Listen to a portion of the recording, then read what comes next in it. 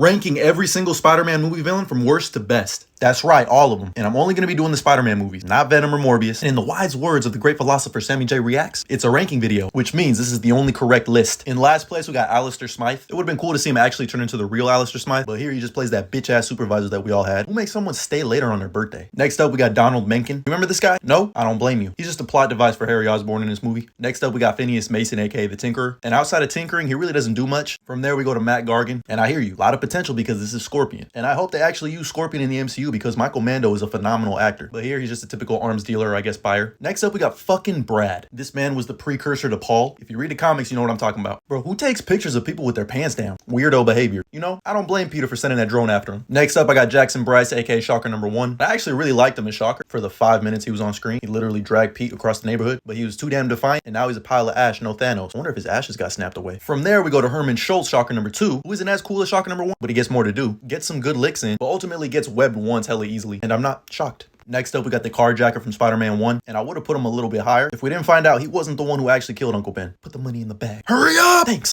I'm lumping Tombstone, Scorpion, and the Green Goblin from Into the Spider-Verse all together. I appreciate the redesigns with these two, but I didn't really like them that much. Tombstone, I mean, they don't really have much to say, honestly, but they're here. Next up, we got Doc Ock from Into the Spider-Verse. It's Catherine Hahn, and I love the twist. Like, I wasn't expecting it. From there, we go to the liquor store thief from The Amazing Spider-Man. This man killed Uncle Ben and got away with it. This man killed my uncle, and he's still out there. I do like that Peter has to learn to let this go and be a hero, not a vigilante with a personal vendetta. Next up, we got Harry Osborne's Green Goblin from The Amazing Spider-Man 2. Bro just looks like an elf with genital warts on his face, and I just really did not like this portrayal. I thought Dane DeHaan as Harry Osborn was okay, but this was not it. And the whole motivation is dumb as fuck. The Osborn disease. I didn't tell you. It's genetic. You need Spider-Man's blood to survive. Like, alright. This was just shoehorned in this movie, in my opinion. Should have saved it for the third one. Look at me. When you said Spider-Man said no, you meant you said no. You're a fraud, Spider-Man. Like, what? Only reason he's even this high is because he was the first domino to drop in Gwen Stacy's death. Damn, I feel like I'm there now. Next up, I got Venom from Spider-Man 3. My spider senses are tingling, if you know what I'm talking about. This just was not it. Why is Eric from that 70s show fucking Eddie Brock? Why? I'll tell you why. Because Avi Arad forced Venom in this movie, so Sam Raimi said, alright, fuck everything cool about him. Other than this design, I thought this was alright. And for the most part, his origin is pretty much tit for tat, but he's just your typical, it should have been me. I should have had the staff job, the girl, everything. I come to you, humbled and humiliated, to ask you for one thing. I want you to kill Peter Parker. This man was literally preying on Peter's downfall. Plus, I hate that there was no interaction between him and the symbiote, and he just fucking dies. Next up, we got Dr. Kirk Connors, aka the Lizard. I actually really enjoyed his character in The Amazing Spider-Man. I personally would have added his family, his wife and his son, just to add a little bit more weight to his character and make him even more sympathetic than just being a guy who lost his arm and wants to grow it back, and then turning into this giant lizard, and then wanting to turn everybody into lizards, even though that shit would be lizard. And I just love the whole fight scene within the high school. Can you believe that was all CGI? Crazy. Next up, I got Electro, and he definitely got some cool points thanks to No Way Home. I'll be honest, I thought his origin in Amazing Spider-Man 2 was kind of corny and goofy as hell. Like, they try to do the whole feel bad for this guy. He's tragically a monster. And then in No Way Home, he's a completely different person. But that design is tough. But like, his motivation goes from being a nobody to being jealous of Spider-Man because he gets more attention than you. I just thought that was really weak. And I really love what they did with all of his visuals. This fight scene is dope. And from there, I'm gonna go with Harry Osborn's New Goblin. You knew this was coming, Pete. I wish this was more of a focus in the third movie along with Sandman, because there was definitely potential instead of having him just have amnesia for most of the movie, even though that shit was kind of funny. Avenge me! And when they team up at the end, this was my endgame Portal scene. And when he dies, oh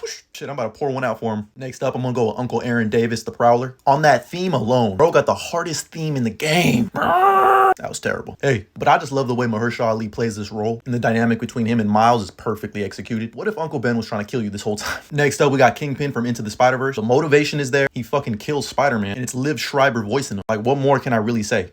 Kill that guy. From there, I got Quentin Beck's Mysterio. I just love Jake Gyllenhaal. What he does with his performance is actually incredible. Is he just an Iron Man villain again? Yeah, but I think that for the MCU, it works. Having this whole team around him and it really just be drones causing illusion tech. I like that. Plus, we got the Fish Bowl. Never thought I would see that in live action. And I love how his costume is like a combination of a bunch of different MCU heroes. Thor, Doctor Strange, Iron Man. Nowadays, people will believe anything. Fire all of the drones now! And he low-key won in the end. From there, we got Flint Marko, Sandman, and he pretty much stays the same between No Way Home and Spider-Man 3. The reason he's this high and as dumb as it is, he's the one who actually killed Uncle Ben, even though he didn't mean to do it. For me personally, I thought everything with Sandman and Spider-Man 3 worked. I'm not a bad guy. I've just had bad luck. The reason he's doing all this is to save his daughter. She's sick and he loves her, which is when he falls into a super collider. Gotta be careful where you fall. And I just love this entire scene where he's learning how to use his powers for the first time and he can't really hold the locket with his daughter's picture. Beautiful. And and just the whole apology and forgiveness at the end I thought was touching. For a character in the comics who's really just a thug. Into our top 3, I got Michael Keaton's Vulture. Now this is a perfect adaptation. I love what they did with him. Make him a blue-collar worker who loses a job because the heroes are cleaning up for fire you basically. I'd make a big giant Vulture suit too. And it makes sense why he would be called Vulture. And that twist finding out that he was Liz's dad the whole time, I didn't see that coming at all. Not to mention the entire car ride scene where he slowly starts to put together that Peter Spider-Man. And this shot in particular, I'll kill you and everyone you love. I'll kill you dead. And in the end, he respects Spider-Man because he saves his life. Just don't mention anything he has to do with Morbius. I also wish we would have got some type of aerial fight scene. I've always imagined that like in my head when I thought of Vulture versus Spider-Man in live action. That's a minor nitpick though. In second place, I got Doc Ock. Look at the drip. And I love that they kept him the same in No Way Home. He was ripped straight from 2004. It's still a trip that we actually got him. I still can't believe it. His origin is a horror story. Beloved scientist turned to a madman thanks to the 4 mechanical arms welded right onto his body. Guy named Otto Octavius winds up with 8 limbs. What are the odds? Hoffman, yeah. What are we gonna call this guy?